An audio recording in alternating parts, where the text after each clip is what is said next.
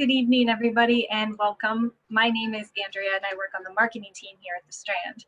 We're very happy to have everyone here tonight, but before we launch into our discussion with Shayla Lawson, we'd like to give you a little bit of history about the Strand. The Strand was founded in 1927 by Benjamin Bass on 4th Avenue's Book Row. Stretching from Union Square to Astor Place, Book Row gradually dwindled from 48 bookstores until after 93 years, the Strand is the sole survivor, now run by third-generation owner Nancy Bass Wyman. We want to thank you all for your support. Without our loyal community of book lovers, we wouldn't be where we are today. And also an update for you, the store in Union Square is open for abbreviated hours, so if you're in the area, we'd love to see you there. Tonight, we're excited to have with us Shayla Lawson, who is celebrating the release of her book, This Is Major. Shayla is the author of This Is Major, Notes on Diana Ross, Dark Girls, and Being Dope, and the poetry collections, I Think I'm Ready to See Frank Ocean, A Speed Education in Human Being, and Pantone. She has written for Tin House, Paper, ESPN, Salon, and others, but mostly she writes for you. A MacDowell and Yaddo Artists Colony Fellow, Shayla Lawson is a member of the Appalachian Poets. She curates the Tenderness Project with Roxane Gay and Poems with Shayla Seabree, their relation. She was raised in Lexington, Kentucky, is a professor at Amherst College, and lives in Brooklyn, New York.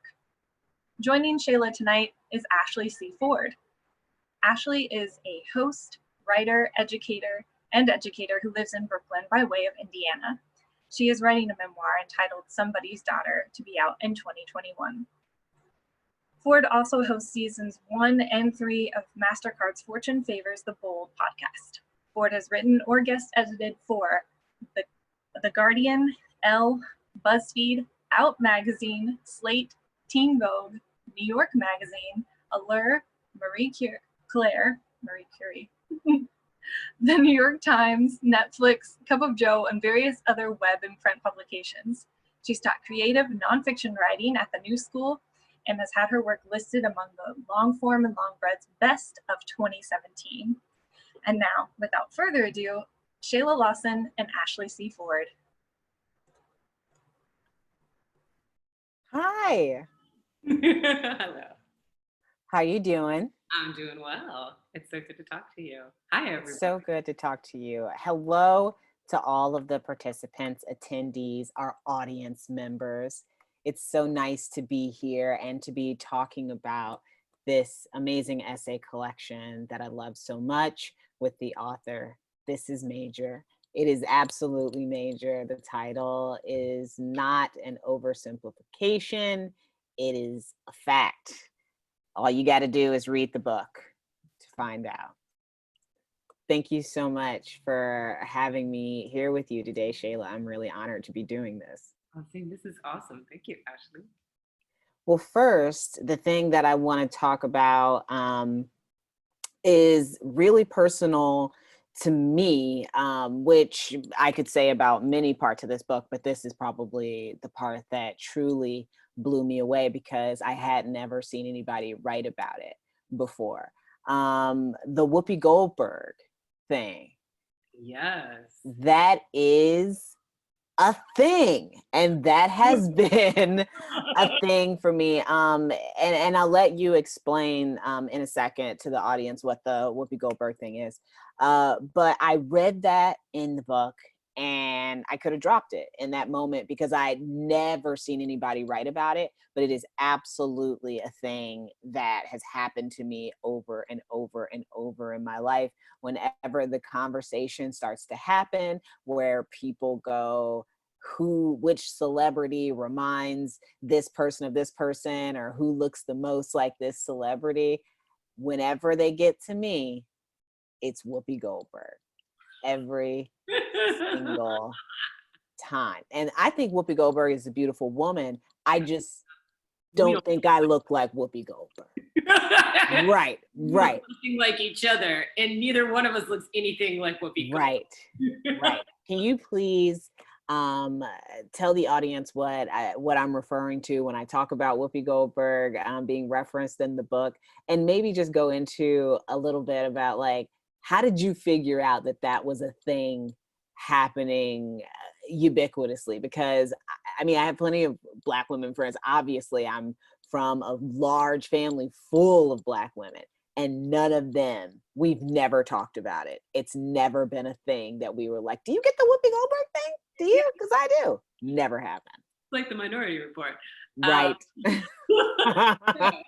The chapter Ashley is talking about is a chapter that's called No, My First Name Ain't Whoopi. It's Shayla, Miss Lawson, if you ask me. And it starts with an anecdote from when I was a kid and I was at a book fair with my mom and some friends. And this man was convinced that my mom was Oprah. And it was interesting to me because as a kid, I was just kind of like, this man, she's obviously not Oprah. She's not famous. She doesn't look anything like Oprah Winfrey. But this man came up to my mother while she was with my 4-year-old sister. My sister was 4 years old at the time, I think. And grabbed her. And it was interesting for me once I became an adult to go through a very similar process of misidentification as a Black woman. And this expectation, particularly from white men, that I was supposed to be happy or excited about them identifying me in any way, like seeing me in any way. And so the Whoopi Goldberg thing became an ongoing conversation where I have 2 different incidents that I talk about in the book. One in which I was at a drugstore and this man got vehemently angry with me when he realized that he'd wasted a high on a Black woman who was not Whoopi Goldberg. You know, he was so confused. He was like, hey, he was coming up to me like, hey, and then he realized, like, ah. How dare you not be Whoopi? How dare you? I spoke to a regular Black woman. Like, you tricked me. Like I owed him, you know, I owed him an apology. It's like they act like we're passing for Whoopi Goldberg. Right, like we're trying to, you know, right. Yes. Go out in the world and it's like, I want to pass this today. Let me put on my Whoopi. Right. Do something, you know? And right. When I started thinking about writing the chapter, I started just throwing that question out to different Black women I knew. And I was like, do you get that? Like, is there, and inevitably, like there is some woman that they get, you know, that they have their no, my first name ain't situation with. And, you know, sometimes it's dependent on how we're wearing our hair. You know, I know a lot of my friends who are darker skinned, have natural hair, they get a lot of Lauryn Hill. You know, we get a lot, you know, we hear the things. And what was neat about that chapter for me is being able to tie it to the ways that we're invisible for artificial intelligence. So the fact that facial recognition cameras have a harder time picking up dark-skinned women than anybody else. And so we can think of this thing as minor, but it's really major when you consider the fact that the same people who are making this decision about who we are and the fact that for us to be in their presence, we have to be famous people, are deciding whether or not we're seen by facial recognition systems that are deciding everything from people's jobs to people's safety. And so throughout the book, I'm always looking for ways to take anecdotes from my personal life and my family life and shift those so that we can look at the ways that these things fit in a global consciousness. The chapter also talks about, like, you know, who are we talking about when we talk about Black people, you know, and how marginalized we make that percentage when in reality, we're at least 50% of the population. If you're just talking about people who have darker skin and have African hair, you know, and so the idea that decisions about how we are seen are being manufactured by a percentage of the population who has a very difficult time seeing us at all.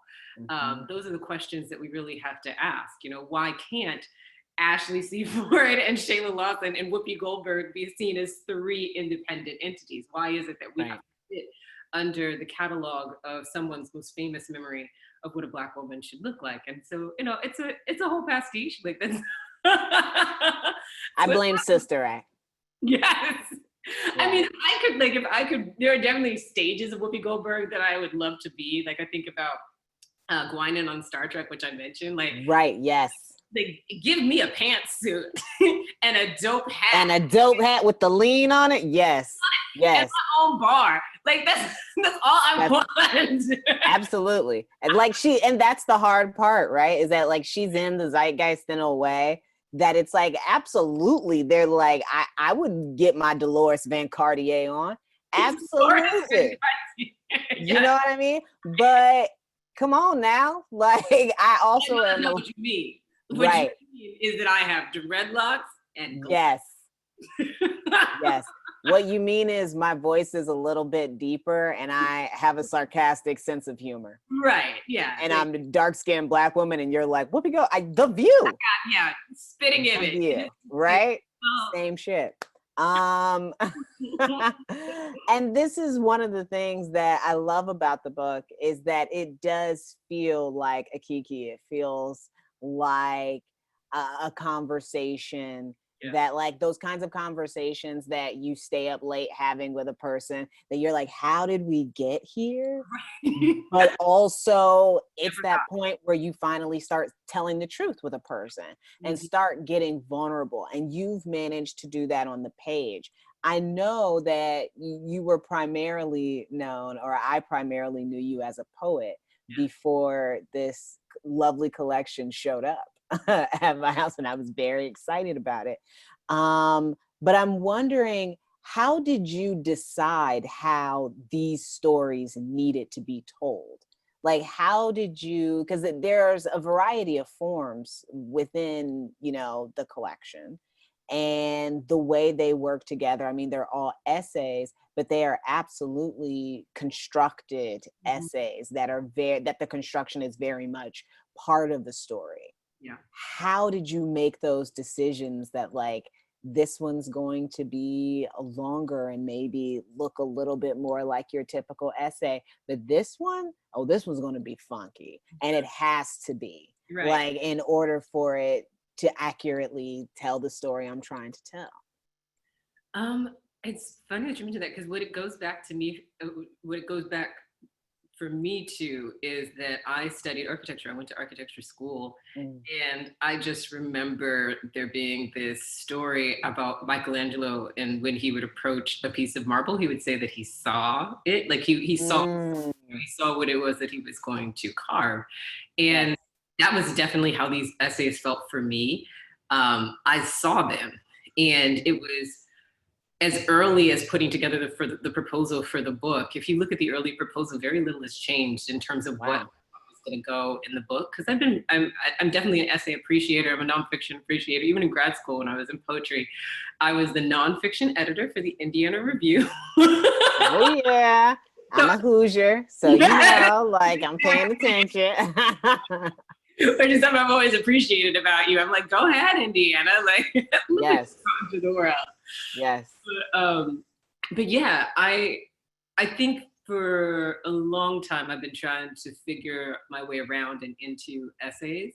And a lot of the essays started as conversations. So you see a lot of mention of people that I have my deepest girlfriend conversations with within the book, because I thought it was really important to see the visibility of Black people, Black women and Black femmes, a conversation in which people actually saw what it's like for us to talk to each other. It's kind of like let's call it the Whoopi test, and two Black people get into, like the Bechdel test, can two Black people get into a room, and not talk about whiteness, and if they're talking about whiteness, what are they talking about? And so that was very much the construction for me, is taking the conversations that I have when nobody is watching us, and how do I bring that vulnerability and that security into essays that are meant to be read by everyone. So I'm not, I'm not cracking any secrets. Right. No. All I'm doing is that, it would be like if you and I were sitting down at a bar and somebody else joined us and they're like, oh, what are you talking about? And we didn't break stride in our conversation to try and explain it to them, or try and like they, there was information that they needed to understand our dialogue. It's just, we keep the conversation going, and we'll come in and out. And that was what was my goal with the book. How do I take some of what I've learned from poetry? What do I take from conversation? What do I take from architecture? Because some of it really is about just looking at construction and seeing what kind of construction best fits this setting. I love looking at a room when I write. I definitely, I set up the room, I figure out what it's going to look like. And so much of putting the book together was like that. What kind of architecture did you study? I studied regular architecture. My dream, I actually was an intern at the Guggenheim Museum in Venice, Italy. So that's my next book plug. Like I keep telling everybody, I'm going to turn that into a novel, like an autofiction novel. So my dream was to do museum design, but being a Black woman coming out of school, expectantly and ironically, the thing that I ended up building was prisons. That was a place where I could find work. And after a while of that, after learning things like we build jails in this country based on third grade reading levels. Those kinds of statistics, standing in the first juvenile detention center that I helped build, and all this rhetoric we had around the construction of this basketball court that was supposed to be in the center and that was supposed to provide them an access to their childhood, and looking at all the cameras, seeing that we had just built a panopticon with the auspice of play. And I had to get out of that.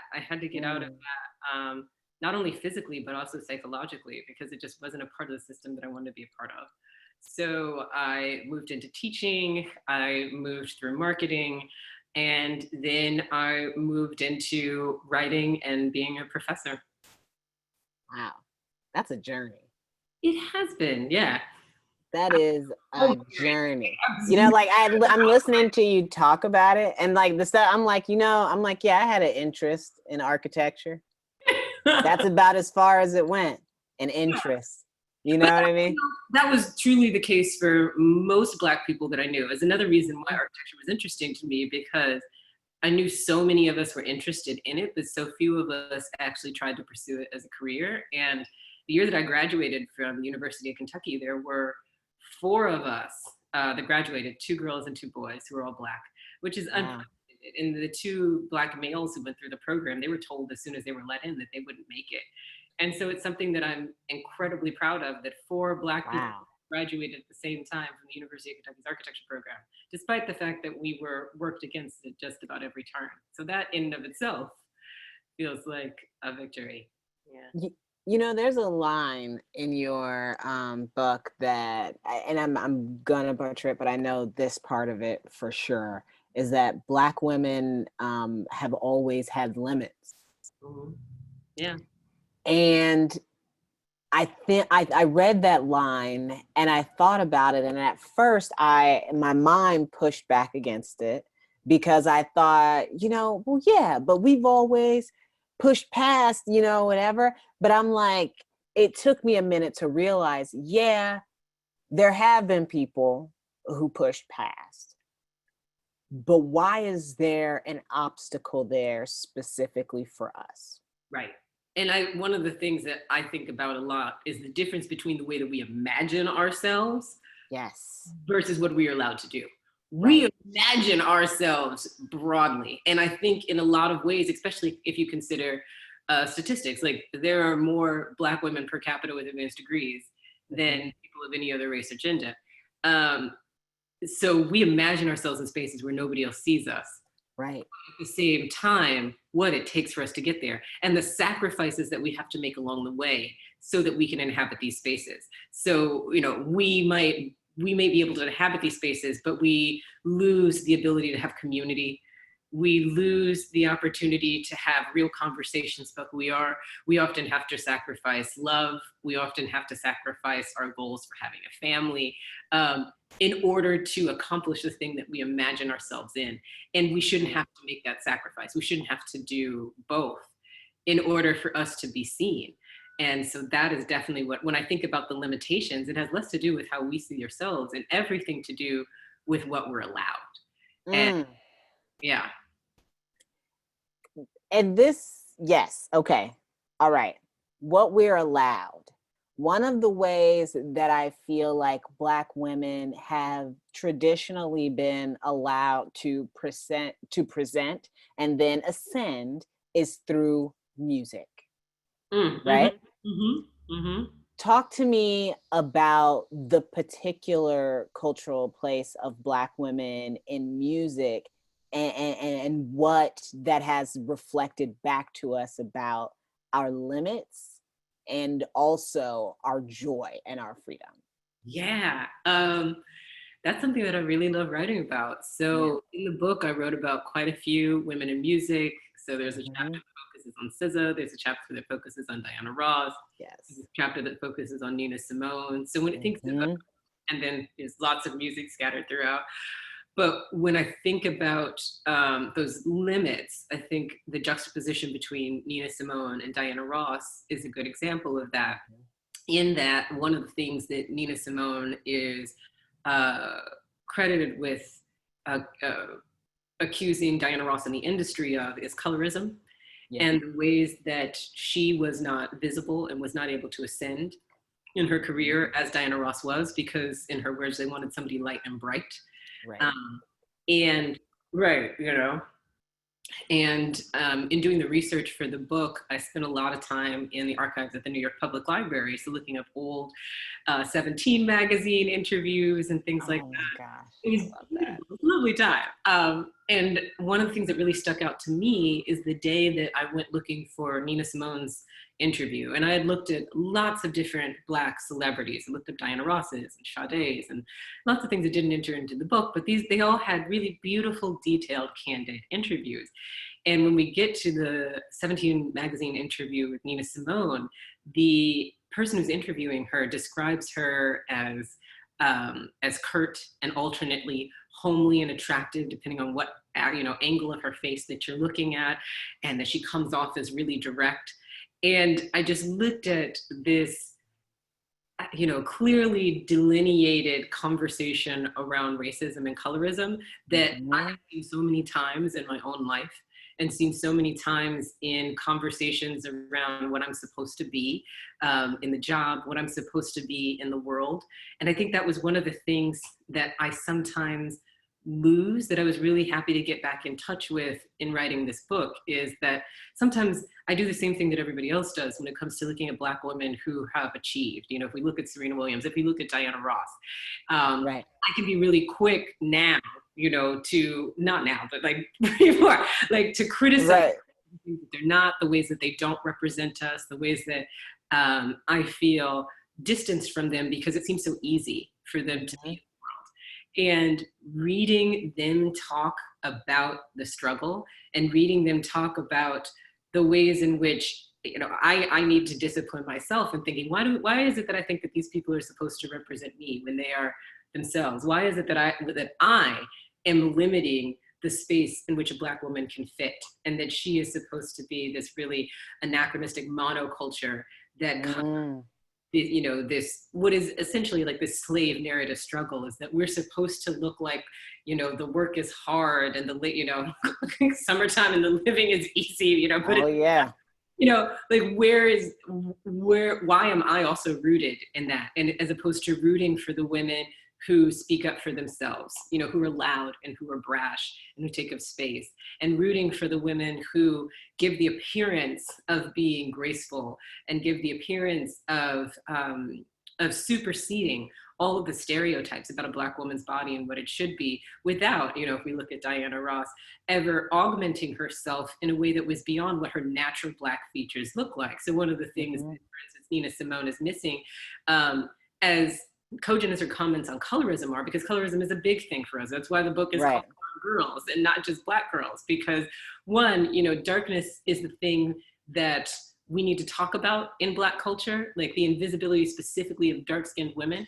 And then we also need to be looking at the idea that darkness is something that is affecting women across the diaspora. So you don't have, like, all women of African descent, even those who don't necessarily think of themselves as being Black, when we look at our Southeast Asian sisters, when we look at our Latinx sisters, and just people in general, like darkness is a thing that is affecting them. Their skin color in comparison to whoever is saying that power is centered around a different gradient scale. Right. And so, what I loved is going back and looking at Diana Ross and thinking about the fact that this is very definitive Blackness, very definitive Africanness. She's not doing the thing that we see happening for Black celebrities in our time, in which they are purposefully trying to manufacture a look that gives them more ambiguity in terms of racial designation. Right. And all of those are things that add to my joy in thinking about the ways that women throughout culture, Black women and femmes, have figured out ways to signal to us and still manage to have the careers and the success that they want. And you know, there's just a lot of love there. I think one of the things that I learned is how much Black women really love each other. You know, how much, like Diana Ross, really loved her Blackness, really loved herself, really loved us. And that at the heart of every choice that she made was making sure that we saw that in her tenderness, in the way that she raised her girls, in the way that she built an empire. And those are the things that started to really bring me joy and say, okay, like this is part of the lineage that I am responding to. This is who I am. Right, right. You found yourself in these stories of so many women who look like you, don't look like you, think like you, don't think like you, but what you share is this common bond of Black womanhood or Black, you know, femininity, or, you know, whatever, like this common bond of experience. And I feel like what you've done with the gift of finding yourself in these stories of all of the people in our community is that you decided to give generously of yourself in these essays when you write personally, and you include anecdotes and scenes and stories from your life, which, you know, some people expect that in essays. I don't necessarily. I know that some people, you know, when they're writing an essay, some of it is out here, you know what I mean? And they don't let you get too close over here. Yeah. But I think you don't necessarily hold the reader at arm's length. You seem to have a really good sense of the balance between, you know, secrecy and privacy. You know what I mean? And privacy is different. Privacy is just, you know, that's mine. It's not about, there's no shame in my game. You know what I mean? It's just, that's mine. And I come in here like this. Right. I feel like you do a really good job with that here. And I guess my question is, how do you decide where your boundaries are with that? Because there are places in these essays that you go that I'm like, wow, she really talked about that, and she really went there, and that's really evident. How do you decide, like, yes, I have that to give? That's a great question. I would say both therapy and structure. Beautiful. You know, beautiful. I'm really proud of the essay collection because it's coming from a very healthy place. When I was younger, and this is actually something that I wrote about in a condensed form for LitHub, but I'm also planning on writing a longer piece about.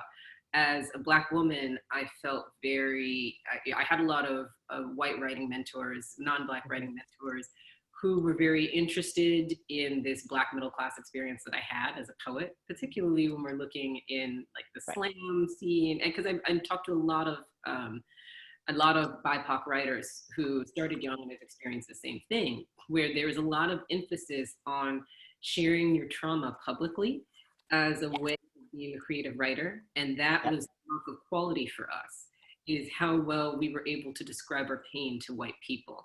Yes. And there was this way that they thought of it as cathartic or healing, and which was terribly perverse for us to be these young writers that were exposing. I know you've been like. Well, I'm sorry, like you see, I'm like, no, keep going, please, keep talking. No, but you know. So as a result of that, I stopped writing for 10 years. You know, from the time that I was 17 until I applied to grad school, I think I wrote maybe one poem. I would film myself reading poems that I had written previously. I was trying to find a way into multidisciplinary work and trying to find my way around what it meant for me to be a poet. But I knew that I couldn't write like that. And so when I came back out into the world, decided to go to grad school, decided to be a teacher, I built my practice around teaching people that you don't owe everybody everything, you know, and including the page.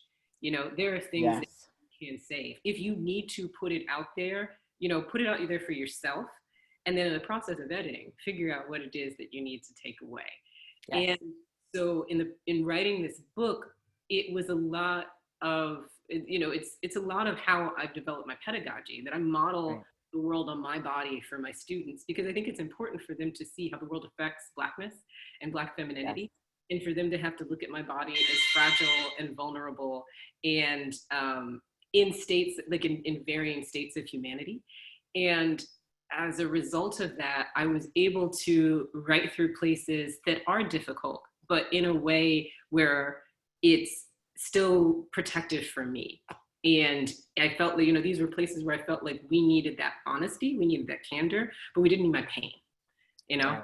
And what I love is that the things that I mention, I mention like struggling with anorexia, struggling with depression, being suicidal at points, all sorts of things that come from really difficult places. But these are places that I can look at now with a constructive lens, because I've done the therapy, because I have a very active breathing practice. I have, a good network of friends who are also writers and editors who are really protective of what I put on the page. And so I'm coming to it with the fortification of knowing that this has been looked after. And I can't always say that that's the way that we're treated in the world. Like, people get super excited when they're like, oh, the traumatic Black, the Antoine Fisher story, Oh yeah, yes they do. Yes they do. And that's not what I wanted to do. And I wanted for us to be able to read a book in which we saw ourselves, and we saw ourselves broadly, but we also saw the ways that we are strong, and not in that kind of strong Black women kind of way, but in this way where we are survivors and not victims. A lot about this time of trauma narratives and the ways that Blackness is being controlled by the ways that other people take advantage of our bodies. And I wanted to write the things that I did to show how I have taken that power back, and how I've put it back not into places of callousness, but in places of like deep vulnerability and generosity and love. I'm going to ask you a question, and it is informed by my personal bias, but don't worry about that. Just answer the question to the best of your ability. Why does white supremacy seek to flatten the narratives of Black women when Black women are allowed to expand? Everybody benefits. Why do you think it is that, like, there's this almost betrayal of self in the desire to turn Black women's existence, which is something that is, as you say, major, and describe it as minor, or keep it in a narrative that is minor? So that they can keep us part of the capitalist machine. I mean, we are one of the strongest cogs in the engine. That's the unfortunate part, because if you think about both industry and activism, it's always been Black women who have led the charge. We have supported whiteness in so many institutions, as washerwomen, as the women who took care of their children, as the women who work in the fields, and they don't want to let us go. They don't want us, because even I had a wonderful conversation with some friends of mine this is pre-COVID, when we were out, and we were good days. we were celebrating some of us just in reading, and one of the things that came up for us, as proud as we are of where we are, is like, why is it that all of us who are sitting here are teachers and nurses? I'm a college professor, so we're all of my friends. My friend who's a nurse, she's like the head of public health care at a facility here in New York. But it was a conversation of, why are we still in these service positions to whiteness? And why have we been fed the narrative that this is the way that we can achieve? Why is it that we know so few Black women, of the hundreds of successful Black women we know only, within our circle, who are achieving in entrepreneurial ways, who are achieving outside of this lineage that we inherited? And I think that a lot of it is knowing how dependent they are on keeping us in these very specific roles, and allowing us to make it a wider crescendo, but there's a fear of what happens when we get off track. And we see that fear exhibited in things like the fact that as soon as the Black Lives Matter movement took off, not only was it branded a terrorist organization by the FBI, but the FBI went after Assata Shakur. Assata Shakur immediately. 60s. She is an artist, Right. living in Cuba, bothering no one. So why is it important for them all of a sudden to decide that this is the time in which they're going to go after this woman who they falsely accused of murdering someone and who they have left alone for some odd, 40 years, 30, 40 years. And that has a lot to do with this narrative of Black womanhood and how much our control is one of the biggest institutions of the patriarchy. Once we are no longer controlled, once we as Black women and femmes are no longer controlled by the patriarchy, we're free. That is going to free up space for a lot of people, because we have always made our fight about protecting Indigenous communities, protecting queer communities, protecting the poor. It was us who made healthcare free. I mean, not healthcare free, we're not there yet, but us who made education. We're gonna get there. We're gonna get there. It was our political fights coming out of slavery, coming through the civil rights movement, who decided that free education needed to be for everyone. So the fact that poor white communities have the opportunity to get free education, like, they should be thanking Black women. But people don't even think, people don't even know that part of our history. Right. And I think that is a very specific type of control, because they know what we're capable of. They've seen it. It's not just a vision of what would happen if Black women started inhabiting more community, more commune around their activism. Like, they've seen what happens when we get a little bit of space, and it would completely topple the capitalist patriarchy that America is rooted in. That's the answer I was looking for. All right, I took notes. Don't worry about it. I'll remember that. I have one more question, maybe two. We'll see how this goes. And before, I want to open it up to everybody else to ask you their questions. So you guys watching and tuning in and listening to this dope conversation, mostly on Shayla's side, let's be honest, go ahead and check out the Q&A box down at the bottom of your screen if you have questions for Shayla, and put those in there. I'm going to ask her another question, and when that's over, we will get to your questions. So, all right, Shayla, my last question essentially is, what do you believe is like the next right step for Black women toward liberation? It is us establishing a stronger community around what is Black, what is femme, like who we are. I want to see us fostering and partnering more strongly with Indigenous causes. I think that is a very missed opportunity for us in terms of conversation, because they're part of the same fight. And it is a fight that has been erased even in ways that are even broader than ours has, and is the same fight for nationality within a country where our land and our bodies have been stolen. I want to see us have a stronger conversation tied to the rights of a broadened femininity. So when we look at the rights of both trans men and women, when we look at the rights of non-binary people, people across the spectrum that are affected by the biases against femininity that causes violence and a sense of control, we have to get over this notion that is a separate conversation, especially when we look at femininity and the Black body and the ways that we have not been women. Like, we have been systematically defined within those same parameters as not having a womanhood. So for us to continue to separate our fight from that fight, I think is something that we really need to investigate, because it's not just anti-people, it's anti-Black.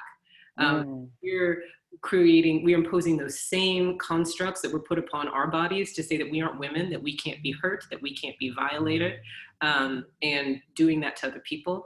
I'm also, and this is a little bit more long-term, but I'm really also interested in us having more conversations about the disappearance of Latinx women and how often those conversations of the amount of torture and violence and, you know, eradication, because those are also our Black sisters. You know, as much as we've been divorced from the conversation that Latinx is, you know, we have this census now where we say, are you Hispanic or non-Hispanic? As if that is a clear indication of some differentiation between whether you're Black or not. Right.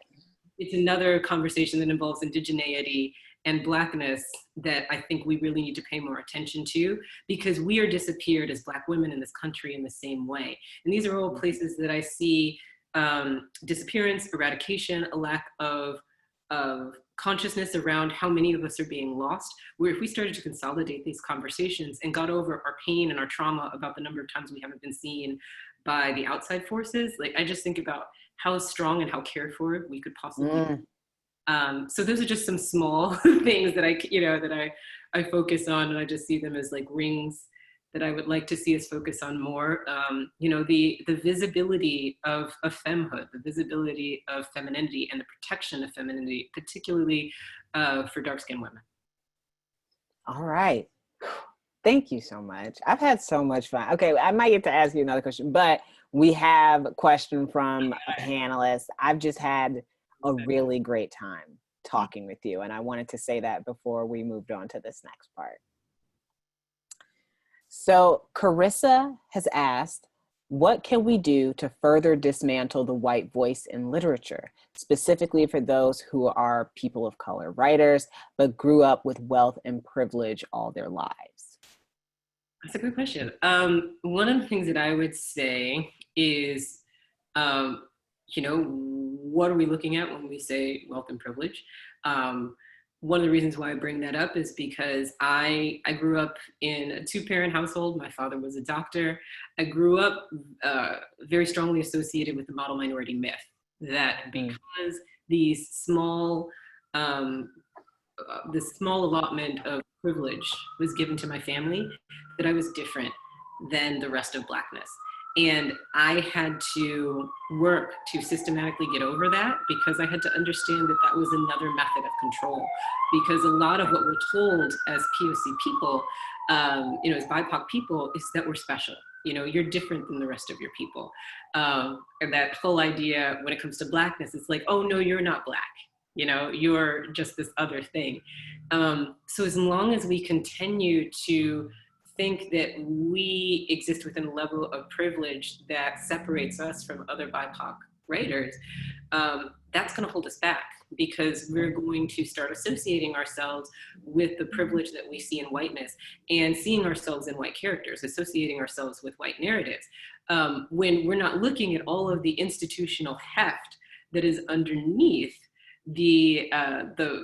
that allotment of privilege that they have. I think they're like a writer who did a really great job of describing that as Tayari Jones. It caught me off guard in American Courage, where she talked about the fact that her main character came from a quote unquote privileged family, but then the character herself breaks down the idea that what is wealth for her family is regular old middle class for white families who have institutional wealth that you can't even see, that you are not participating in, more than likely if you're a BIPOC person. But you get propped up. You know, she got the opportunity, much like me, to be an artist, you know, which speaks to a level of comfort that a lot of people don't get to experience.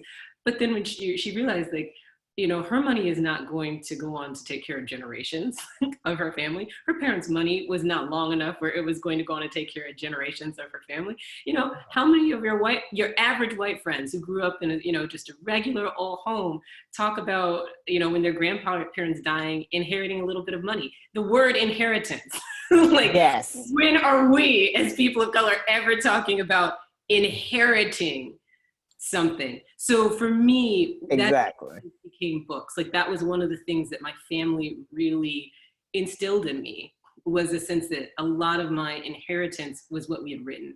And so going back into what is written about people who look like you, people who come from the same ethnicity as you, people who have the same cultural inheritance as you, like, that's what we have.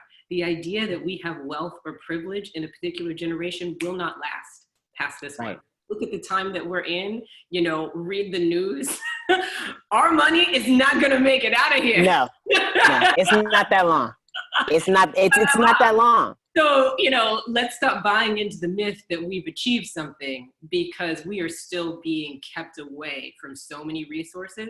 But one of the things they can't take away from us is research. One of the scariest moments that I had, and I'll be quick because, you know, but one of the scariest and most interesting, like formative moments that I had is I was in Zimbabwe, and some friends of mine invited me to come and visit the British Prime Minister, the former British Prime Minister, or British diplomat of Zimbabwe. She was kind of right. Character. And she had adopted herself a Zimbabwean baby. Baby was cute, you know, like really privileged. But anyway, like she's sitting there with a baby in her lap, and she has all of this art from across Africa, you know, that's in her house. And she started talking about how now that they had lost access to Zimbabwe as a country of resources, now that Zimbabwe had become independent, the thing they were going after was their children. And that's what's happening to us. So when we're given this idea that we have something, that what we have is a level of wealth and privilege that alienates us from the struggle of our people, it is a way of distancing us from the actual inheritance that we have, which is our culture. And they are fully aware of the fact that, you know, we are not that, like, we currently live in a country that has concentration camps, that is re-educating children about their heritage.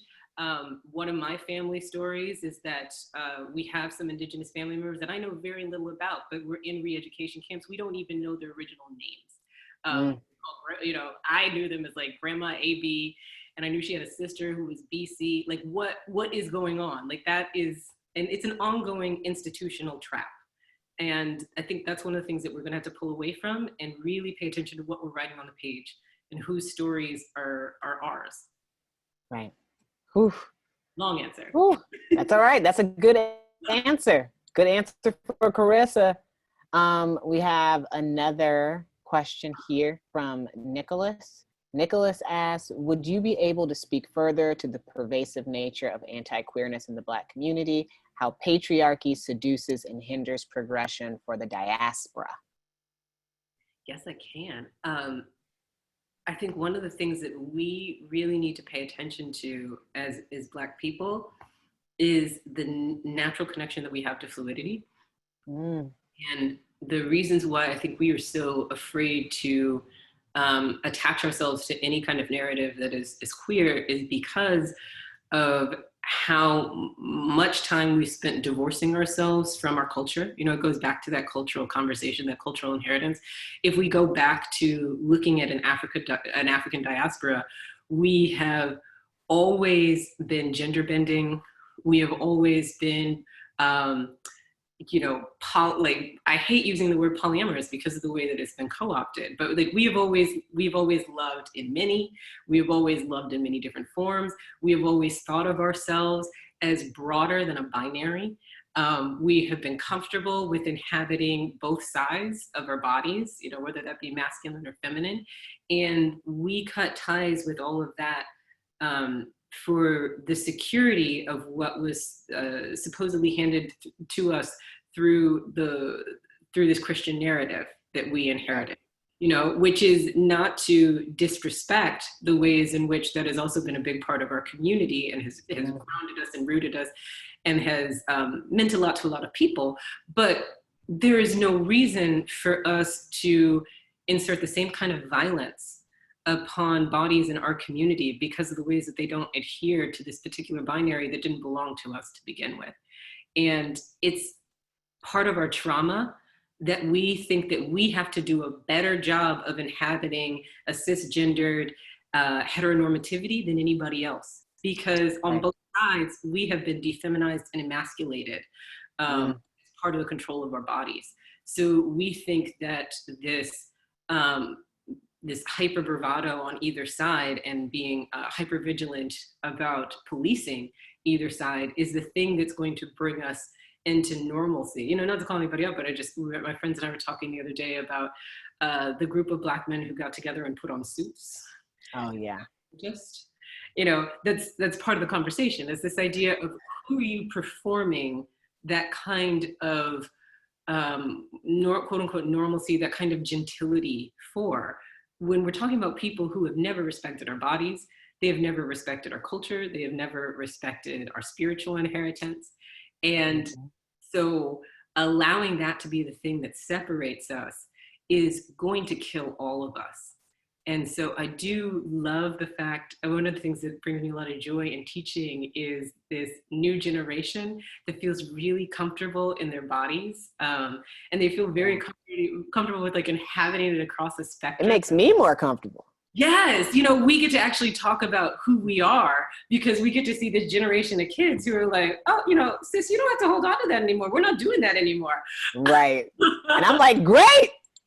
Yes, we're not doing it anymore. Throw it all away, you know, like. Thanks for letting me know. I appreciate the memo. Yeah, because I didn't know. I thought I was still right. giant. But the kids would also be like, you don't have to worry about that anymore. This is like. Right. So I feel encouraged because I feel like it is something that that our younger generations are moving away from, but we got a lot of work to do to also share in that and see what it is that's holding us back. Like what is it that we're scared of seeing in ourselves that is holding us back from allowing people to access their full humanity? Because that is not something that should be under our purview, our individual purview, to police people's bodies and how they use them. I agree. That's a hard agree. Erica asks for Shayla, how do you negotiate the parameters of capitalism in publishing versus the fugivity, I believe, of how the work itself functions outside of the industry? Oh, I mean, I don't know, because I always joke with my friends, the minute I get a chance, I'm going to sell out. Like, y'all ain't even going to know me. I say that and then I talk like this. I know, right? It's like I'm not really going anywhere, but there's a fantasy, I think, sometimes of like, you know, when the big check comes, I'm going out to the middle of nowhere and getting me a farm.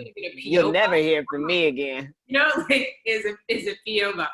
But I think one of the things that shifted the conversation for me quite a bit was watching Toni Morrison die. I think Toni Morrison was somebody who very much managed both capitalism and fugitivity in a successful context. She did the work as a teacher, as an educator, as a writer, as the creator of genres, as the opener of all of these worlds. And I think a lot about her work. I think a lot about her essays. I think a lot about the very conscientious way in which she created spaces for Blackness, whether it be the Black Book or whether it's, looking at A Mercy, which I think is one of her most underrated novels because it talks about the ways that Black women's bodies were used in medical research. And so every time, I go outside and like sit with my vagine in the sun, I think about A Mercy.